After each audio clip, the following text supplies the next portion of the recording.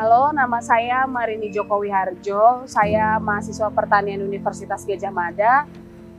Saya mau nyeritain saat saya divonis terkena COVID-19. Jadi awalnya itu saya melakukan perjalanan bersama orang tua saya dari Lampung menuju Jogja. Jadi saya nyetir dari Lampung ke Jogja dan nyusulin ayah saya yang ada di Jakarta dan ibu saya yang ada di Semarang. Awal saya nyusul mereka tuh kondisinya mereka emang udah nggak fit. Ayah saya demam, ibu saya juga udah demam dari beberapa minggu yang lalu. Sampai akhirnya kita sampai di Jogja dan ternyata kondisi mereka makin drop. Dan akhirnya mereka memutuskan untuk pulang ke Lampung dan mereka swab dan ternyata hasilnya reaktif COVID.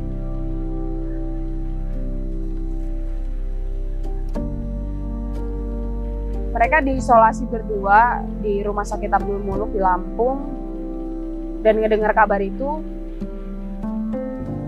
saya juga memutusin untuk langsung rapid dan juga swab. Awal saya rapid, kondisi saya bener-bener nggak ada apa-apa, saya nggak ngerasain sakit yang kayak demam, batuk atau apapun itu saya nggak ngerasa sama sekali. Saya rapid ternyata hasilnya reaktif. Di situ saya mulai panik, saya takut dan saya harus nunggu beberapa hari untuk ngelakuin swab dan akhirnya saya swab di Rumah Sakit Bethesda. Dan dari situ pun saya harus nunggu lagi beberapa hari lagi. Saya nunggu sekitar 1 minggu. Dan selama 1 minggu itu gejalanya pelan-pelan mulai muncul. Mulai dari saya hilang nafsu makan, saya nggak bisa nyium bau apapun, saya nggak bisa ngerasain rasa makanan apapun, semuanya hambar. Dan saya mulai mual, saya mulai batuk. Itu adalah batuk yang paling parah selama saya pernah batuk gitu. Saya nggak pernah ngerasain batuk yang kayak gitu. Itu bener-bener bikin tenggorokan saya tuh kering. Saya sampai nggak bisa berdiri karena saya harus bungkuk untuk batuk dan meluk diri saya sendiri di dalam kosan. Dan sampai akhirnya saya sadar kalau tenggorokan saya tuh udah ngeluarin darah dari batuk saya. 2 hari setelah kejadian itu, Bethesda menghubungi saya kalau ternyata hasil swabnya tuh udah keluar. Waktu hasil swabnya keluar, saya masuk ke dalam ruangan dokter dan dokter bilang ternyata saya juga positif COVID. Di situ pikiran saya kacau karena saya mikir saya akan diisolasi, saya harus ninggalin skripsi saya. Pokoknya saya benar-benar takut di situ. Terus akhirnya paru-paru saya di ronsen dan ternyata udah banyak banget bercak-bercak putih di situ. Saya belum ngerasain sesek yang begitu parah waktu saya dinyatain positif. Dan saya juga minta sama dokter untuk saya nggak mau diisolasi di rumah sakit gitu loh. Karena saya harus ngerjain skripsi, saya punya banyak kegiatan yang harus saya lakuin secara langsung. Tapi mengingat kondisi saya yang saya sendirian, saya nggak punya siapa-siapa di Jogja dan ya udah akhirnya saya mau untuk dirawat di rumah sakit. Saya dirawat di Rumah Sakit Bethesda di dalam ruangan yang kecil. Dan pertama kali saya masuk ke dalam ruangan itu, saya nggak tahu saya harus ngapain. Saya cuma bisa nangis karena saya takut. Dan di situ suster-suster pakai APD yang saya belum pernah ketemu sebelumnya. Itu mulai masuk ke ruangan saya, pasang infus, ngasih saya obat. Saya juga udah mulai susah untuk ke kamar mandi dengan infus yang nempel terus. Dan obat-obatan yang bener-bener banyak banget yang harus saya minum. Saya ngelakuin swab test itu dengan jarak 1 minggu sekali, karena waktu itu proses nunggu hasil swab testnya agak lama. Waktu pertama kali swab test saya nggak ngerasain sakit, tapi untuk swab test yang kedua, ketiga, keempat itu ada hidung saya agak sumbat, jadi proses swab testnya bener-bener sakit banget. Bahkan suster-suster pun sampai nggak tega mau nge-swab saya waktu itu. Cuman ya mau gimana lagi kan. Dan saya ngelakuin swab test itu hampir 5 atau 6 kalian, baru 2. Dan setelah saya swab ke 5 dan ke 6, akhirnya hasilnya negatif untuk 2 kali berturut-turut dan saya boleh dinyatakan pulang. Saya nggak pernah nyangka kalau ternyata ada bonus sebagai penyintas COVID-19 gitu loh. Saya dapat sanksi sosial yang menurut saya cukup berat buat saya. Karena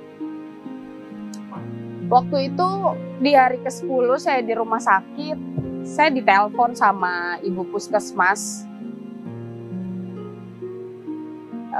Dia menanyakan keberadaan saya ada di mana. Saya bilang, saya ada di rumah sakit. Ibu kenapa baru cari saya? Udah 10 hari. Di hari yang sama, bapak kosan saya juga nelpon saya untuk ngeluarin semua barang-barang yang ada di kosan saya keluar. Saya bingung, saya sendirian di Jogja. Saya masih dalam masa pemulihan. Dan bapak kosan saya nelpon saya untuk ngangkut semua barang-barang saya karena menurut dia saya akan nularin virus saya ke penghuni-penghuni kosan yang lain. Saya sedih banget sih, sempat marah sama bapak kos saya. Saya bilang pasti udah 10 hari di situ. Menurut saya nggak ada yang perlu ditakutkan lagi kalau memang nggak ada juga orang yang positif COVID juga setelah saya positif di hari itu gitu loh.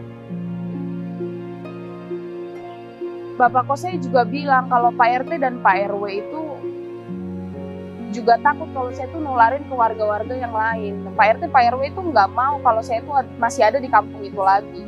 Mereka bilang daerah itu tuh jadi zona merah gara-gara saya gitu loh.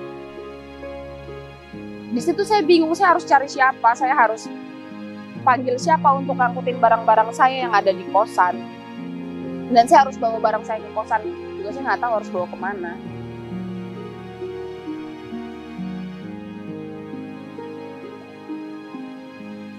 Akhirnya bapak kosan saya ngasih saya tempat tinggal yang lain yang jauh dari kampung yang sebelumnya. Dan setelah saya dapat teman yang mau ngambilin barang-barang kosan saya dan mereka bawa barang-barang saya ke kosan yang baru, mereka kaget lihat kondisi kosannya. Kosannya menurut mereka nggak layak untuk dihuni. Nggak layaknya gimana? Nggak layaknya itu karena nggak ada jendela dan nggak ada ventilasi untuk bernapas. Kosannya benar-benar sempit, kecil, cuma bisa untuk tempat tidur aja. Dan setelah barang-barang saya masuk, mereka juga bingung. Kalaupun nanti saya harus tinggal di situ, saya harus tidur di mana? Karena kamarnya benar-benar full untuk barang-barang saya aja. Saya juga kaget dengan uang bulanan segitu, saya dikasih ganti tempat tinggal yang menurut saya juga nggak layak gitu loh. Saya masuk pintu itu harus nunduk kepalanya karena benar-benar pintunya pun kecil, kamarnya juga kecil, nggak ada jendela, nggak ada ventilasi udara. Saya bingung. Dan akhirnya saya ngaduin kasus ini ke ibu puskesmas yang tadi. Saya tanya ke ibu puskesmas, kenapa kenapa warga masih bisa memperlakukan penyintas tuh seperti itu gitu. Dan Ibu Puskes sendiri pun bingung harus menjawab apa, karena beliau ngerasa beliau sudah melakukan penyuluhan. Saya tanya lagi, penyuluhan Ibu tentang apa? Tentang pencegahan COVID atau tentang perlakuan yang baik terhadap penyintas? Karena itu adalah sesuatu hal yang berbeda menurut saya gitu loh. Terus Ibu Puskesmas sudah meninggalkan saya gitu aja. Dia nggak memberi saya solusi untuk nantinya saya harus tinggal di mana. Lalu akhirnya dia memberikan saya kontak gugus kelurahan tempat saya tinggal, dan akhirnya saya kontak bapaknya, dan bapaknya mengkonfirmasi kepada Pak RT dan Pak RW apa benar mereka tuh nggak mau kalau saya tuh masih ada di kampung itu gitu. Dan ternyata memang benar Pak RT dan Pak RW tuh nggak mau kalau saya ada di kampung itu karena mereka ingin melindungi warganya mereka. Terus saya tanya ke Bapak gugus COVID, jadi saya harus gimana Pak? Saya harus tinggal di mana? Saya bingung. Dan jawaban Bapak gugus COVID-nya tuh cuman, ya kalau misalnya warga kampung itu nggak mau nerima kamu, ya kamu harus cari tempat lain. Kamu harus cari tempat lain yang mau nerima kondisi kamu seperti ini. Saya bingung kenapa jadi Bapak membenarkan tindakan yang dilakukan oleh Pak RT dan Pak RW gitu loh, tentang kasus pengusiran saya dari kampung gitu loh. Dan beliau bilang kalau saya tuh nggak pernah dengar kasus pengusiran seperti ini, mahasiswa yang kena COVID tuh nggak pernah diusir seperti kamu. Tapi niatnya saya mengadukan ini, saya tuh mau bilang kalau ya ini loh Pak, saya tuh diusir begitu. Tapi ya berakhir dengan kontak yang terputus. Dia udah nggak pernah hubungi saya lagi, dan saya juga nggak tahu mau menghubungi beliau dengan kata-kata apa lagi. Dan di hari saya dinyatakan positif, saya ditanya oleh pihak rumah sakit, saya punya tempat tinggal atau enggak, saya punya teman yang bisa ngejemput atau enggak. Akhirnya di situ saya menghubungi salah satu teman saya, dan alhamdulillah ada yang mau nampung saya sampai akhirnya saya dapat tempat tinggal lagi. Setelah saya sembuh, saya tanya ke bapak kosan saya yang kemarin, apakah saya masih boleh tinggal di situ, karena saya masih mau ngekos di situ gitu loh, dengan status saya yang udah sembuh, udah negatif COVID gitu. Dan ternyata Pak RT dan Pak RW tetap nggak mau kalau saya menginjakkan kaki saya di kampung itu lagi. Bahkan mereka pun nggak mau lihat mobil saya tuh lewat di jalan kampung itu lagi. Ya udah, jadi akhirnya saya memutuskan untuk tinggal yang agak jauh dari perkampungan itu. Sekarang udah saya nggak tinggal di situ lagi.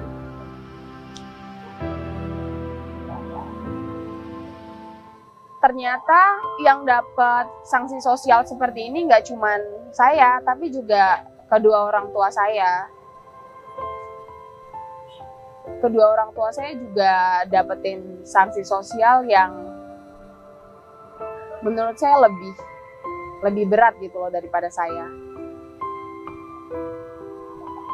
Orang tua saya tuh sampai dimaki-maki dengan teman-teman di kantor, sampai ditunjuk-tunjuk kayak gini. Tapi menurut saya itu udah nggak sopan gitu, apalagi dengan status mereka yang udah sembuh gitu kan. Terus sanksi sosial juga didapetin sama kakak-kakak dan adik-adik saya di rumah. Mereka didatengin oleh aparat dengan cara yang nggak sopan. Mereka ditelepon dengan cara yang nggak sopan, yang bilang, buka pintu kamu, saya mau nyemprot rumah kamu, udah kamu nggak usah ngeyel, kamu tuh bawa penyakit di sini. Dan akhirnya malah berujung ribut gitu. Bapak RT-nya di kampung saya juga, menurut saya nggak perlu lah sebenarnya takut yang berlebihan sampai nggak mau ke depan rumah saya, nggak mau menyambangi rumah saya gitu. Itu kayaknya nggak perlu gitu loh. Apalagi dengan status kakak dan adik-adik saya yang negatif gitu loh setelah mereka rapid dan swab.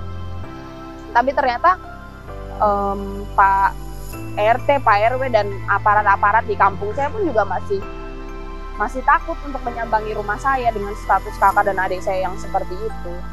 Saya pikir pengobatan di dalam rumah sakitnya itu lebih berat daripada sanksi sosialnya. Ternyata ada yang lebih berat daripada pengobatannya itu sendiri.